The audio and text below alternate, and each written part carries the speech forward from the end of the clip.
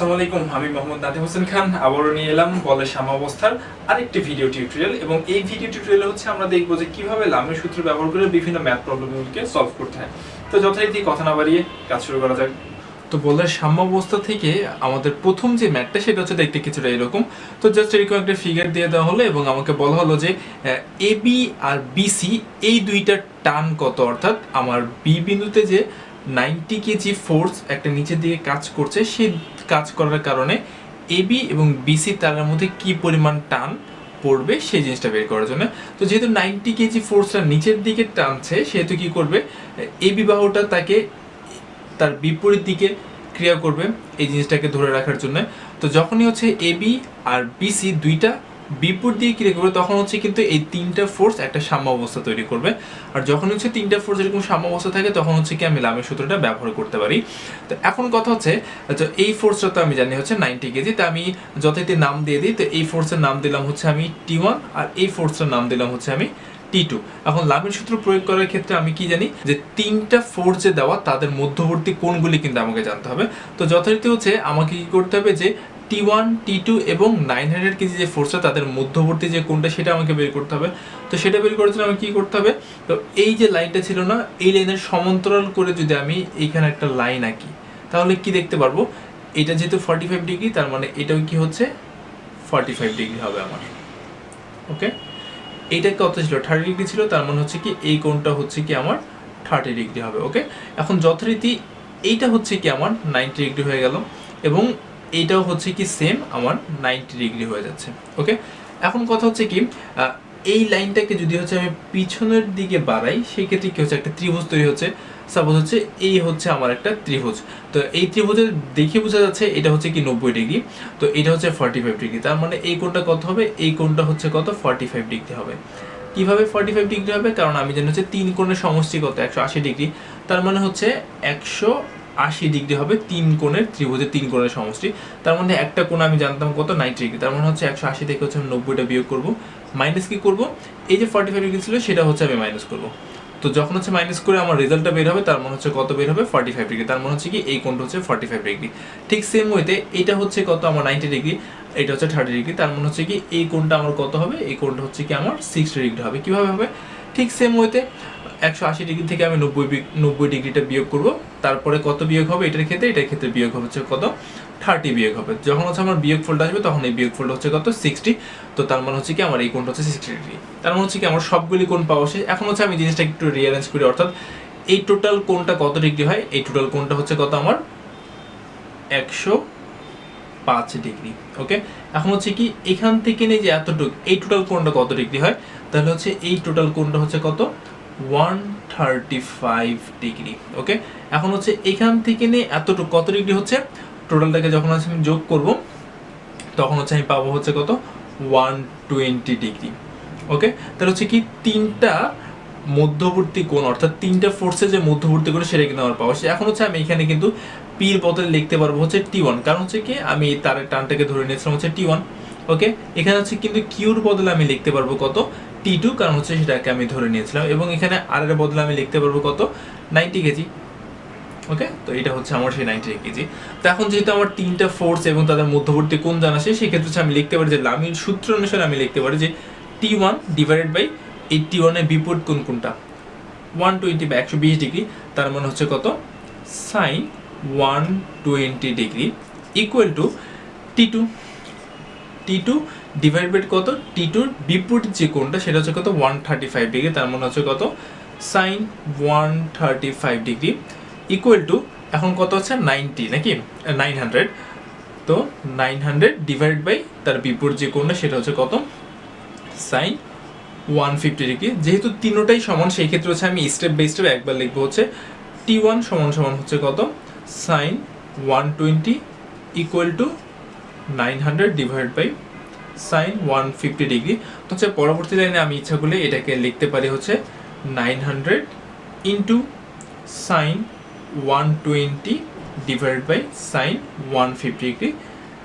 Just খালি কি করা হলো, এই সাইন 120টাকে এখানে কোণাকুণি গুণ করে দেওয়া হলো। দেন হচ্ছে T1 এর একটা ভ্যালু বের হবে, সেই ভ্যালুটা হচ্ছে 806.92 এত কেজি। ঠিক সেম ওয়েতে আবার আমি লিখতে পারবো যে T2 divided by sine 135 degree equal 900 divided by sine 150 degree. Same ওয়েতে যখন হচ্ছে আমি ক্যালকুলেশন করবো তখন যে T2 একটা রেজাল্ট বের হবে, সেই T2 রেজাল্টটা হচ্ছে 658.84 এত কেজি। তার মানে হচ্ছে কি T1 তারের যে টানটা সেটা হচ্ছে এত কেজি এবং T2 তারের যে টান সেটা হচ্ছে এত কেজি। এটাই হচ্ছে আমার ম্যাথ। তো এইবার আমাদের কোয়েশ্চেনে এরকমটা ফিগার দিয়ে দেওয়া হলো এবং আমাকে বললো যে এই কোয়েশ্চেনটাকে সলভ করার জন্য। এবং কি জানতে চাওয়া হলো কোয়েশ্চেনের মধ্যে? জানতে চাওয়া হলো কি এই যে বিসি যে একটা তার আছে, এই তারের সাথে আমরা কি করলাম 800 কেজি একটা বল ঝুলিয়ে দিলাম, বা 800 কেজি বল একটা নিচে দিয়ে কাজ করছে। তো এই 800 কেজি বলটা কি করছে, এই তারটাকে নিচে দিয়ে টানছে। তো এই তারটাকে যদি নিচের দিকে টানে সেই ক্ষেত্রে হচ্ছে কি যে এই বিসি তারের মধ্যে কি পরিমাণ টান উৎপন্ন হবে সেটা আমাকে বের করতে হবে। এবং সেকেন্ডলি যে জিনিসটা জানতে চাওয়া হলো সেটা হচ্ছে যে এই এবি যে একটা বিম, এই বিমটা তো হচ্ছে এই তারটাকে সাপোর্ট দিচ্ছে, তাহলে এখানে একটা ফোর্স কাজ করবে এবং এই এসি ফোর্সের মধ্যে কি পরিমাণ চাপা বল অর্থাৎ কম্প্রেশন তৈরি হবে সেটা আমাকে বের করতে বলা হয়েছে। অর্থাৎ আমাকে বের করতে হবে কি যে বিসিতে টান কতটুক টান পড়ছে সেটা বের করতে হবে এবং এসি যে এই যে বিমটা, এই বিমের মধ্যে কি পরিমাণ আমার চাপা বল তৈরি হবে সেটা আমাকে বের করতে হবে। ওকে, তাহলে এখন আসা যাক হচ্ছে আমি কোশ্চেনটা কীভাবে সলভ করব। এখন দেখা যাচ্ছে কি যে এই যে একটা ত্রিভুজ এ বি সি, এ একটা ত্রিভুজ, এটা হচ্ছে 90 ডিগ্রি। তার মানে এই ত্রিভুজের এই 90 ডিগ্রির বিপরীত যে বাহুটা সেটা হচ্ছে কি অতিভুজ, এবং আমাকে কিন্তু থেটাটা কিন্তু ইন্ডিকেট করে দেওয়া, অর্থাৎ এটা হচ্ছে কি আমার থেটা। এটা যদি থেটা হয় তার মানে হচ্ছে কি এটা অতিভুজ, এটা ভূমি এবং এটা হচ্ছে কি ত্রিভুজের লম্ব। তো আমাকে ফার্স্ট যে কাজটা করতে হবে সেটা হচ্ছে কি থেটার মানটা বের করতে হবে। তাহলে হচ্ছে আমি লিখবো এই ক্ষেত্রে হচ্ছে সাইন থেটা। এখন সাইন আমি কিসের জন্য লিখলাম, কারণ আমরা জানি সাইন থেটার সমান হচ্ছে কি লম্ব বাই অতিভুজ। এখানে কিন্তু আমি এই যে এবি, এই যে ভূমি, এই ভূমির মানটা কিন্তু আমি জানি না। তো সেটার জন্য আমাকে কি ইউজ করতে হবে, সাইনটাকে ইউজ করতে হবে। সাইন সমান আমরা কি জানি লম্ব বাই অতিভুজ। তার মানে লম্বটা হচ্ছে কত 1 আর অতিভুজটা হচ্ছে কত 2। সেক্ষেত্রে হচ্ছে থেটা সমান আমি লিখতে পারি যে সাইন ইনভার্স 1/2 যখন হচ্ছে থেটার মানটা বের হবে সেটা হচ্ছে কত 30 ডিগ্রি। তার মানে আমি থেটার মানটা পেলাম 30 ডিগ্রি। তো থেটা যদি 30 ডিগ্রি হয় তার মানে হচ্ছে কি এই কোণটা কত হবে, এই কোণটা হচ্ছে হবে 60 ডিগ্রি। ওকে, তাহলে হচ্ছে এই ফিগারটাকে যদি আমি আরেকটু সুন্দর করে রাখি সেক্ষেত্রে কি হবে যে আমার 800 কেজি যে ফোর্স সেটা হচ্ছে কি এভাবে নিচে দিয়ে কাজ করবে 800 কেজি। ওকে, এবং 800 কেজির সাথে এটা কিভাবে আছে, এইভাবে আছে না, পুরোপুরি 90 ডিগ্রি অ্যাঙ্গেল আছে। তার মানে 800 যদি নিচের দিকে টান দেয় তার মানে হচ্ছে কি এই বিসি তারটা কি করবে, তাকে এই দিকে টান দিবে। তার মানে হচ্ছে কি বিসিটা হবে কি এই দিক বরাবর তাকে এভাবে টান দিবে। ওকে, এবং এটাকে আমি ধরে নিলাম হচ্ছে এটা হচ্ছে আমার T1। ওকে, আচ্ছা এখন আসবে কি এই ফোর্সটা, যেহেতু এটা নিচের দিকে কাজ করছে তার মানে এটাও কি করবে এই রশিটাকে ওই দিকে ঠেলা দেবে। তার মানে হচ্ছে কি ওই দিকে যদি ঠেলা দেয় তার মানে হচ্ছে কি এরকম একটা ফোর্স এখানে তৈরি হবে যাকে আমি ধরে নিলাম হচ্ছে T2। ওকে, তাহলে আপনার হচ্ছে এই তিনটার মধ্যবর্তী কোণ কিভাবে বের করবো সেখানে। তাহলে আমি কি করলাম যে AC এটাকে কি করলাম উপর দিকে এই বরাবর বাড়িয়ে দিলাম না, তাহলে হচ্ছে এই যে বাড়িয়ে দেওয়ার কারণে এটা হলো। তাহলে এটাকে যদি আমি নিচের দিকে একটু নিয়ে আসি সেই ক্ষেত্রে এই কোণটা হচ্ছে, তো এই কোণটা যেহেতু 60 ডিগ্রি সেটা হচ্ছে কি এক্স অক্ষের সাথে 60 ডিগ্রি, তার মানে হচ্ছে কি এই কোণটা হচ্ছে আমার সেই 60 ডিগ্রি হবে।